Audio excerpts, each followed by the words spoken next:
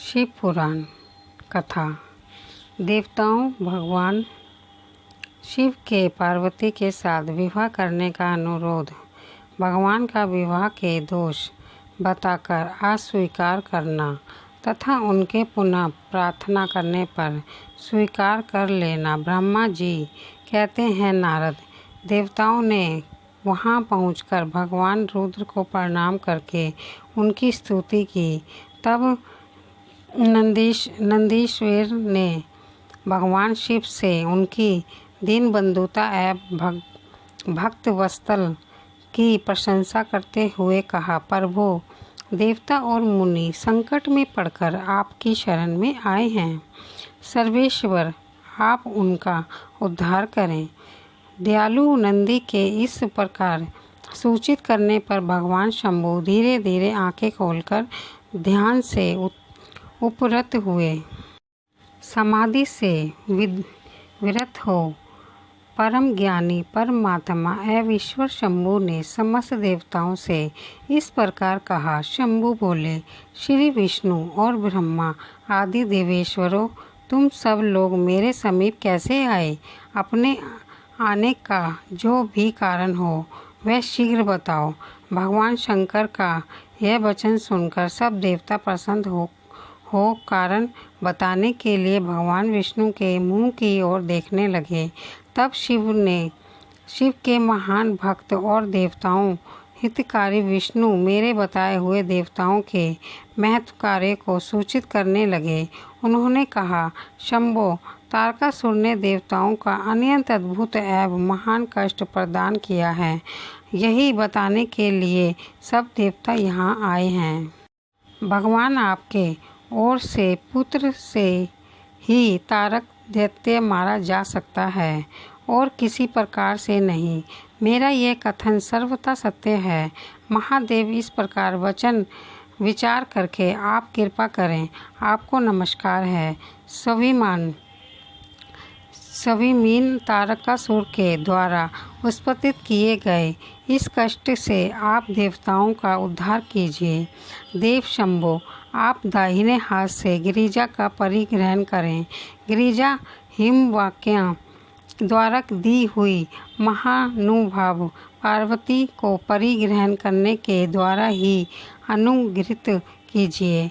शिव विष्णु का यह वचन सुनकर योग परायण भगवान शिव ने उन सबको उत्तम गति का दर्शन कराते हुए इस प्रकार कहा, देवताओं, जो ही मैंने सर्वगुण सुंदरी गिरिजा देवी का स्वीकार किया, त्यों ही समस्त सुरेश्वर तथा ऋषि मुनि सकाम हो जाएंगे। फिर तो वह परमात्मा परम चलने में समर्थ ना हो सकेंगे। दुर्गा अपने परिग्रहण मात्र से ही कामदेव को जीवित कर देगी। विष्णु, मैंने कामदेव को जलाकर देवताओं का बहुत बड़ा कार्य सिद्ध किया है। आज से सब लोग मेरे साथ सुनिश्चय रूपी से निष्काम होकर रहें। देवताओं, जैसे मैं हूँ उसी तरह तुम सब लोग पृथक पृथक रहकर कोई विशेष प्रयत्न किए बिना ही अत्यंत दुष्कर एवं उत्तम तपस्या कर सकोगे। अब इस मदन के न होने से तुम सब देवता समाधि के द्वारा परमानंद का अनुभव करते हुए निर्विकार हो जाओ, क्योंकि काम नरक की ही प्राप्ति करने वाला है। काम से क्रोध होता है, क्रोध से मोह होता है और मोह से तपस्या नष्ट होती है। अंत तुम सभी श्रेष्ठ देवताओं का काम को क्रोध का परित्याग कर देना चाहिए।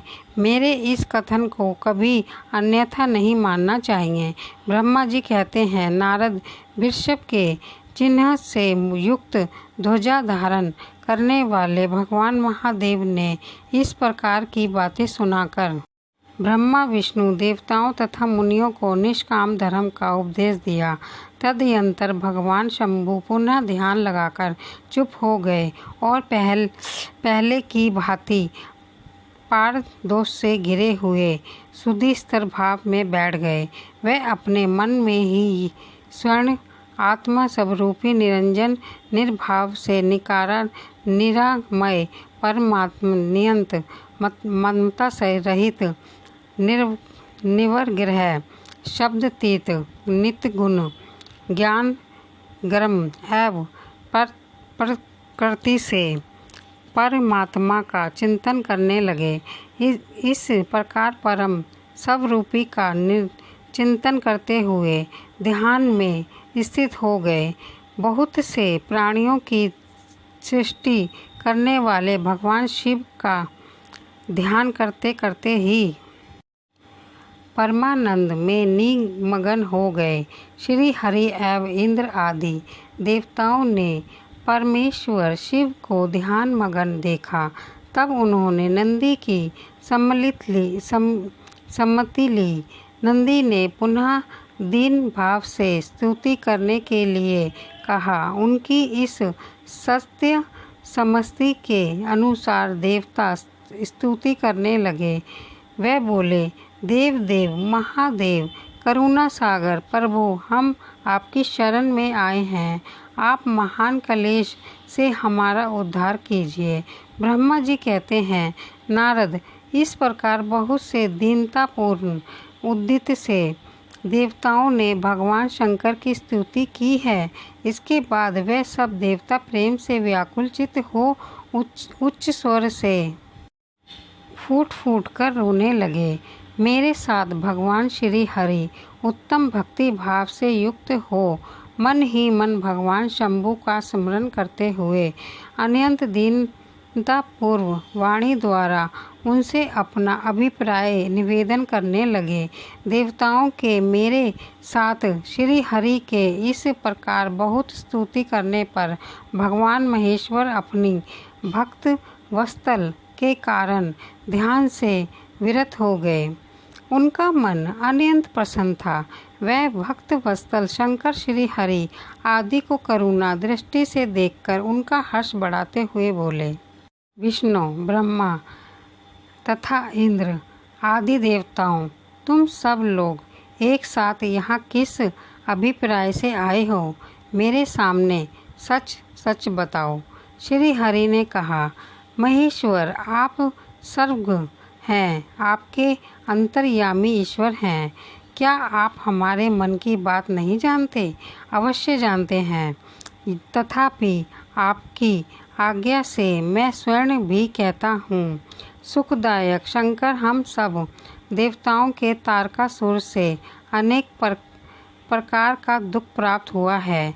इसीलिए देवताओं ने आपको प्रसन्न किया है। आपके लिए ही उन्होंने गिरिजा राज हिमालय से शिवा की उत्पत्ति कराई है।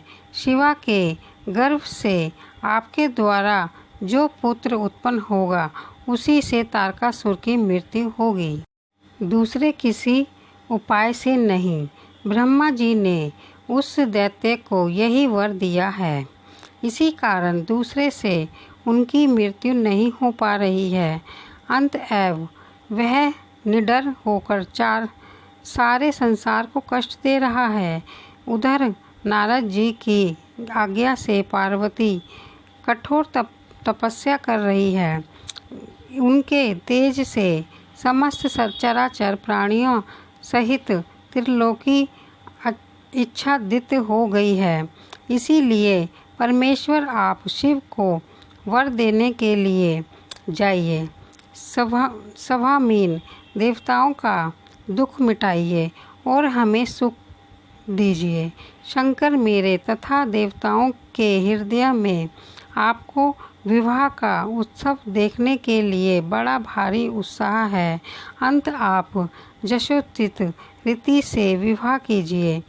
परातर्प परमेश्वर, आपने रति को जो वर दिया था उसकी पूर्ति का अवसर आ गया है। अंत अपनी प्रतिज्ञा को शीघ्र सफल कीजिए।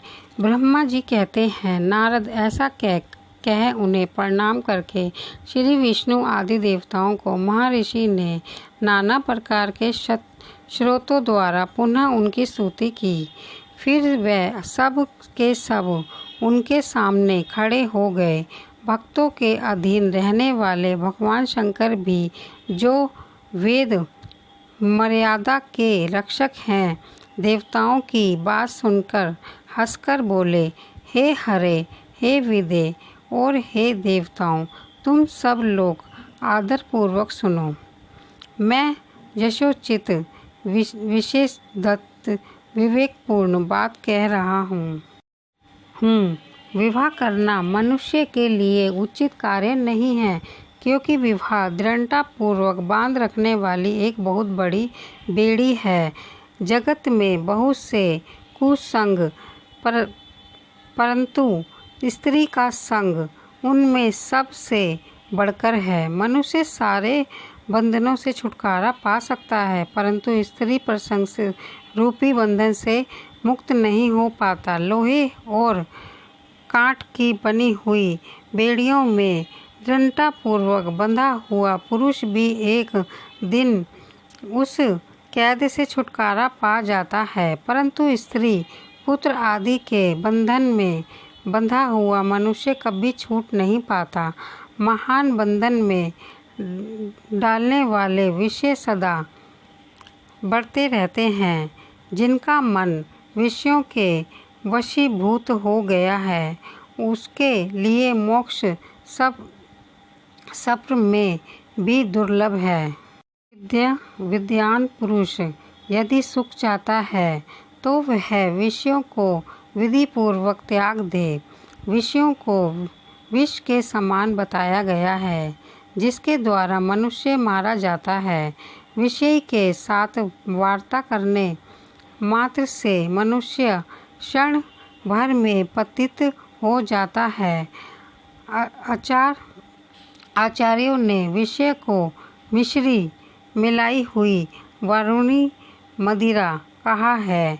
यद्यपि मैं इस बात को जानता हूँ, तो यद्यपि विषयों के इन सारे दोषों का मुझे विशेष ज्ञान है, तथापि मैं तुम्हारी प्रार्थना को सफल करूँगा, क्योंकि मैं भक्तों के अधीन रहता हूँ और भक्त वत्सलता वश उचित अनुचित सारे कार्य करता हूँ। इसीलिए तीनों लोकों में यथोचितकर्ता के रूप में मेरी प्रसिद्धि है। भक्तों के लिए मैं अनेक बार बहुत से प्रयत्न करके कष्ट सहन किए हैं। गृहपति होकर विश्वनर मुनि का दुख दूर किया है। हरे विदे, अब अधिक कहने की क्या आवश्यकता है। मेरी जो प्रतिज्ञा है उसे तुम सब लोग अच्छी तरह जानते हो। मैं यह सत्य कहता हूँ कि जब जब भक्तों पर कहीं विपत्ति आती है, तब तब मैं तत्काल उनके सारे कष्ट हर लेता हूँ। तारकासुर से तुम सब लोगों को जो दुख प्राप्त हुआ है, उसे मैं जानता हूँ और उसका हरण करूँगा। यह भी सत्य सत्य बता रहा हूँ। यद्यपि मेरे मन में विवाह करने की कोई रुचि नहीं है, तथापि मैं पुत्र दापन के लिए गिरिजा के साथ विवाह करूँगा। तुम सब देवता अब निर्भय होकर अपने अपने घर जाओ। मैं तुम्हारा कार्य सिद्ध करूँगा। इस विषय में अब कोई विचार नहीं करना चाहिए।